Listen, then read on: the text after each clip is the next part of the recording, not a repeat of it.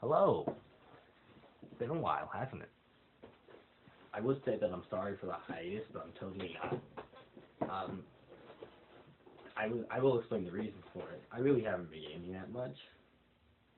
I mean, I've been playing games. I just really haven't been so much inspired to talk about 'em, more so than just play them. Another thing is I've been pursuing more interest. Um, I got like a record player with like it that plays basically every media format of music I can think of that's not 8 tracks, and it's I've been listening to a lot of jams.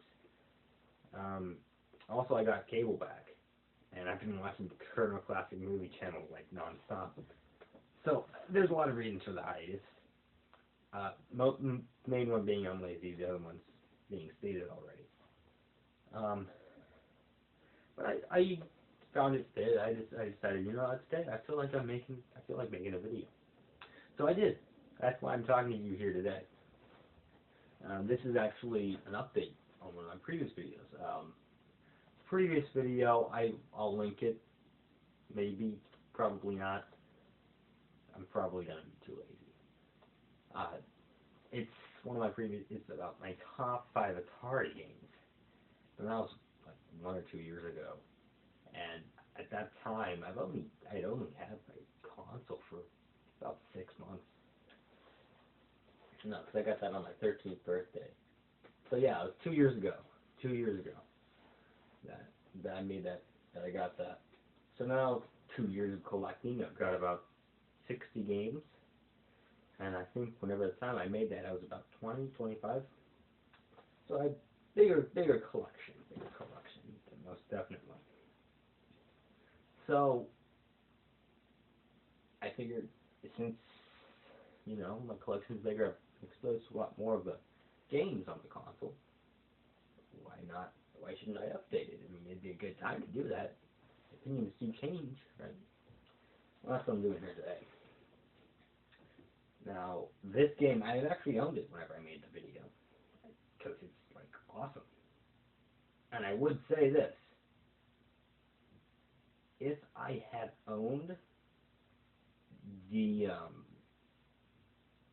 if I had owned the trackball controller, then this game would probably be a lot higher on the list. It'd probably be up there to, like, #1. But those things are pretty expensive. To be honest, I haven't looked at it in a while, but the last time I looked at it, it was going for like $20 for an Atari controller. Yeah, I'm not paying that. I'm cheap. The game is Missile Command. I love this game. It's just sweet. It's fast-paced. Makes you sweat. You know. Another thing is, it streams America. That's one of the things I love about Atari. It's America. It was made in America. I'm overly I'm overly patriotic. So if there's something cool that can represent my country, I'm all over it. But to get a grasp, because I'm sure a lot of the international people don't know this, we were in a Cold War with Russia from the end of World War II till what was it, 1990s? The Soviet Union disbanded. So the big thing was nuclear warheads, because nuclear warheads, if you have the ability, from a political standpoint, if you have the ability to have nuclear warheads, you're pretty dumb not to. So nuclear war was on the verge. It could happen. Within 10 minutes, we had people that could bomb Moscow. Not just bomb it, but level it. So this game is in response to that. Now, the actual practicality of this game is probably not that practical, because in the game there's nuclear warheads that come down. So what your goal is to explode them before they hit the city. I mean, that's not practical. I mean, I'm no science person. I mean, at all. I don't know science that well. But I know it'd be pretty hard to set off a nuclear reaction from the outside of the bomb. You know, set off a nuclear reaction from the outside. Again, no science person, but I don't think it's pretty practical. Nonetheless, it's a sweet game, and you've probably played it before. So that's number 5. Going on to number 4. Space Invaders. This is the Sears Telegames version that I have right here. Space Invaders is fun because it's a classic arcade game. It has the classic arcade feel. So the goal is, which I know if you're watching this video you've already seen it, but I'll go over it anyway because I'm typical like that. The goal is on the screen there's a fleet of aliens. There's 5 columns and 6 rows of them. So each row is a different type of alien, which really they're not any different other than in the sprites. Now they'll shoot down at you and you can shoot up at them. Your goal is to kill them all, because, you know, aliens, commies, basically the same deal. The only good ones are dead. The only good ones are dead ones. So, you kill them before they invade Earth. However, it speeds up. Every round, every wave, they call it, speeds up. However, this really shines in a 2-player partnership, which I admittedly, last time I made the video, I hadn't had the 2-player partnership, because let's face it, I'm a loner. And even if I wasn't a loner, it's hard to find someone that actually is willing to play Atari games. Now I have a buddy that I met recently that's into old games, so it fits. I can do it now. Sweet 2-player.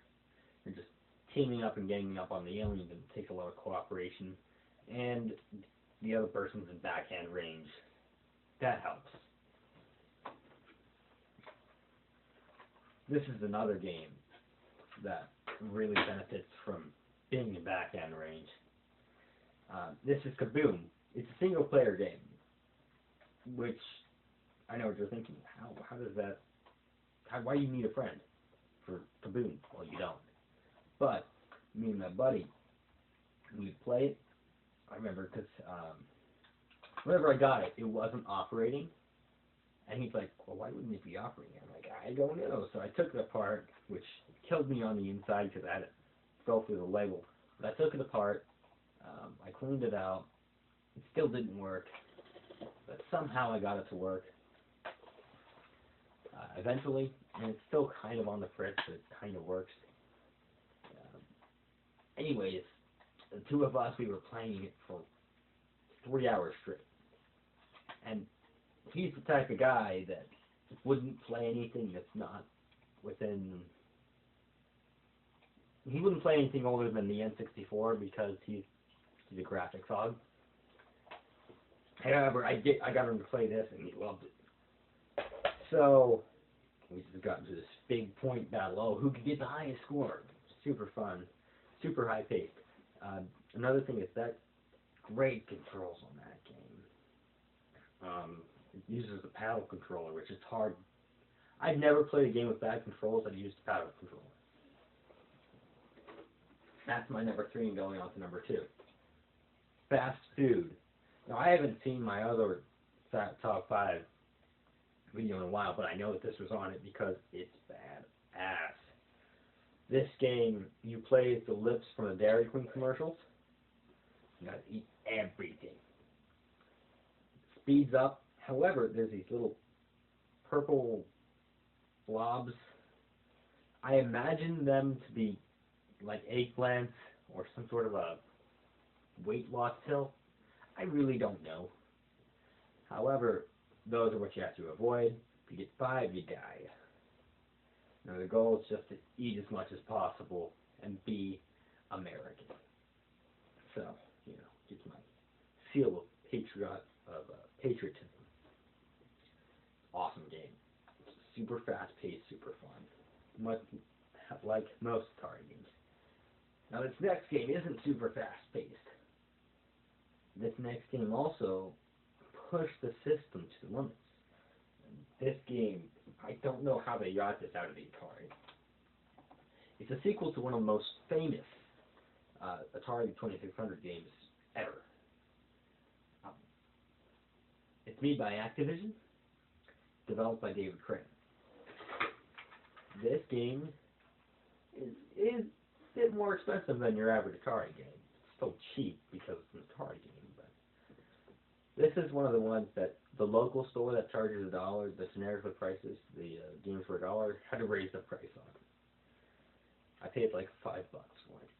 It was arguably one of the better purchases I've made. It's Pitfall 2: The Lost Caverns. That game has a soundtrack on the 2600, which is like amazing. It's 2600. I mean, that doesn't happen. I mean, yeah, sure, you have games like Smurfs up there too. It has a soundtrack, and it's not particularly a good one. I have that one on my iPod, which it's still, because it's coming from the what is it, MS-205 and MS-206, 27620, MOS string of numbers, begin with 2 chip, which is like not a good chip. It's coming from that, and it just pushes it to the limit. Plus, it's fun. You know, this takes the original Pitfall formula, which was pretty great. You know, some people say that's the greatest game of all time. I differ, but it's pretty great. And then it magnifies it. Not only is it just up and down, and then one level below, this has like deep caverns as well as the level on top. You know, it not only does it have horizontal, but also it's vertical platforming. It's just a great game. Great game. Anyways, I hope you enjoyed it, and y'all have a nice day.